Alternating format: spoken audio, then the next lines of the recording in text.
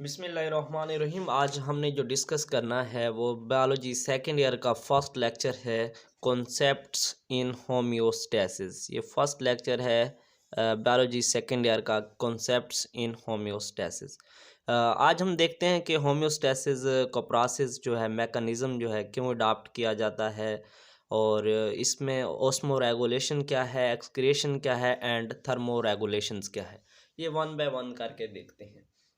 Homeostasis की अगर बात करें तो होता क्या है कि जो है ना, डिफरेंट चेंजेस इन्वायरमेंट में होती रहती हैं।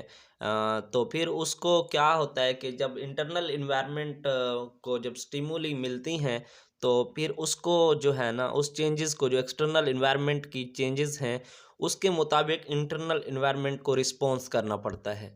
अगर एग्ज़ाम्पल करें, जो मोस्ट फैक्टर हमने अभी डिस्कस भी करने हैं उनकी बात करें, तो उनमें अगर हम देख लें, मिसाल के तौर पर बाहर का टेम्परेचर बढ़ रहा है, तो उस से क्या होगा, बॉडी को भी उसके मुताबिक ही रिस्पॉन्स करना पड़ेगा।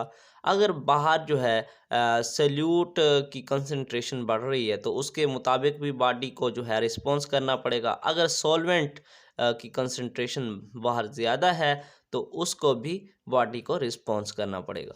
तो आप देखते हैं कि टेम्परेचर, सल्यूट, सॉल्वेंट्स, ये जो मोस्ट फैक्टर हैं, ये जो होम्योस्टेसिस में इन्वॉल्व होते हैं, इनको वन बाय वन करके देखते हैं। और पहले तो हम स्टडी करते हैं होम्योस्टेसिस की डेफिनेशन और उसकी एक्सप्लेनेशन देखते हैं कि होम्योस्टेसिस है क्या। तो होम्योस्टेसिस बेसिकली जो है ना, ये बैलेंस मैकेनिज़्म है। अगर हम इसको सिंपली कहें तो ये बैलेंस मैकेनिज़्म है। इंटरनल बॉडी कंडीशन कह सकते हैं, उसका जो है ना, ये बैलेंस मैकेनिज़्म है होम्योस्टेसिस। अब इसकी अगर डेफिनेशन की हम बात करते हैं, तो आप देख सकते हैं, the protection of internal environment from the harms of fluctuation in external environment is termed as homeostasis. कि होता क्या है, जो है इंटरनल इन्वायरमेंट की वो है प्रोटेक्शन है, किससे, जो कि चेंजेस, फ्लक्चुएशंस हो रही हैं एक्सटर्नल इन्वायरमेंट में, जो हमारे बाहर के माहौल में, जो बैरूनी माहौल है, उसमें जो तब्दीलियाँ रूनुमा हो रही हैं, उस तब्दीलियों से जो है ना, इंटरनल इन्वायरमेंट की प्रोटेक्शन का जो मैकेनिज़्म है, वो होम्योस्टेसिस कहलाता है। उम्मीद करता हूँ आपको होम्योस्टेसिस की डेफिनेशन समझ आ चुकी होगी। Let's see osmo regulations. Basically मैं आपको पहले भी बता चुका हूँ कि सल्यूट, सॉल्वेंट और टेम्परेचर की जो है ना, ये मोस्ट सस्टेनेबल फैक्टर हैं जो कि होम्योस्टेसिस के प्रोसेस में इन्वॉल्व होते हैं। तो अब ओस्मो रेगुलेशन देखते हैं। ओस्मो रेगुलेशन क्या है, तो ये एक ऐसा मैकेनिज़्म है, ओस्मो रेगुलेशन, जिसमें हम क्या करते हैं, इन्वायरमेंट और ऑर्गेनिज्म जो है, ऑर्गेनिज्म और उसके इन्वायरमेंट में हम क्या करते हैं कि उसके जो सल्यूट है, सल्यूट की कंसंट्रेशन, और जो वाटर है, जो सॉल्वेंट है, उसकी कंसंट्रेशन की मेंटेनेंस करते हैं। मिसाल के तौर पर, अगर बाहर वाटर कंसंट्रेशन ज़्यादा है, सेल की सल्यूट कंसंट्रेशन बढ़ चुकी है, तो फिर क्या होगा, वाटर को गेन करना पड़ेगा। अगर अंदर जो है सेल की जो है ना, वाटर सॉल्वेंट कंसंट्रेशन ज़्यादा है और तो सल्यूट कंसंट्रेशन कम है, तो फिर वाटर को लॉस करना पड़ेगा। तो ये एक जो स्टेप है किसका, होम्योस्टेसिस का, ओस्मो रेगुलेशन। बेसिकली ये सल्यूट और सॉल्वेंट का बैलेंस है, किसका, किसके दरमियान, ऑर्गेनिज्म और उसके इन्वायरमेंट के दरमियान। तो ये था हमारा सल्यूट हो गया, सॉल्वेंट हो गया। अब एक्सक्रीशन भी जो है ना, ये भी इम्पोर्टेंट पार्ट है किसका, होम्योस्टेसिस का। एक्सक्रीशन क्या है, इसमें जो है, ये ऐसा मैकेनिज़्म है जिसमें जो है ना, नाइट्रोजीनियस वेस्ट जो है हमारे पास, क्या, नाइट्रोजीनियस वेस्ट, उसको जो है ना एलिमिनेट किया जाता है, उसको खारिज किया जाता है।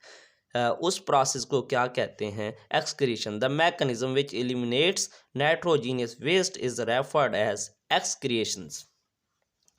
तो अब देखते हैं थर्मो रेगुलेशंस। थर्मो रेगुलेशंस क्या है। अब आपको पता है कि बाहर का टेम्परेचर बिल्कुल ही बढ़ रहा होता है, तो फिर बाद वक़्त कम हो रहा होता है, उसके मुताबिक हमें हमारी बॉडी ने रिस्पॉन्स करना होता है। आपको पता होना चाहिए कि हमारा जो नॉर्मल बॉडी टेम्परेचर है वो 70 डिग्री सेंटीग्रेड है, 37 डिग्री सेंटीग्रेड। तो अब बाज़ औक़ात जो है ना टेम्परेचर्स इन्वायरमेंट का इससे भी बढ़ जाता है, तो या फिर इससे कम हो जाता है। अब इस कंडीशन से ज़्यादा टेम्परेचर का लो हो जाना भी डेंजरस है, ज़्यादा हो जाना भी डेंजरस है।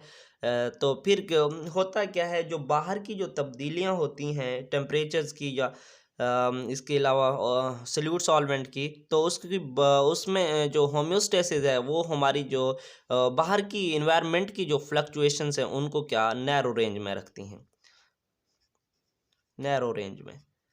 तो अब हम ये देखें कि the maintenance of internal body temperature with in a tolerable range जो है, इंटरनल टेम्परेचर की टॉलरेबल रेंज में जो है ना मेंटेनेंस करना, वो क्या कहलाता है, थर्मो रेगुलेशंस। बेसिकली ये जो पूरा मैकेनिज़्म है ये अडॉप्ट ऐसे किया जाता है ताकि जो हमारे बाहर आने वाली तब्दीलियां हैं उनको जो है उनसे इंटरनल इन्वायरमेंट को प्रोटेक्ट किया जा सके। तो फिर होता यूँ है कि अगर सॉल्यूट सॉल्वेंट की तब्दीलियां हैं तो उस प्रोसेस को ऑस्मो रेगुलेशन कहते हैं। अगर वेस्ट की एक्सक्रेशन वेस्ट बॉडी में बढ़ गया है, उसको एक्सक्रेट करना है, उस प्रोसेस को हम एक्सक्रेशन कहते हैं। अगर टेम्परेचर की मेंटेनेंस है तो फिर उसको थर्मो रेगुलेशन कहते हैं।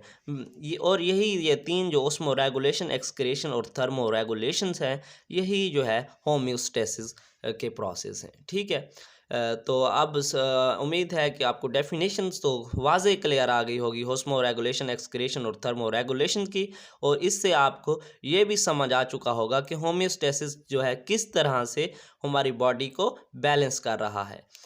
तो मिलते हैं नेक्स्ट लेक्चर में। आपको लेक्चर पसंद आया होगा, हमारे चैनल को सब्सक्राइब कर लें, ऐसी मज़ीद वीडियोज़ के लिए लाइक कर दें।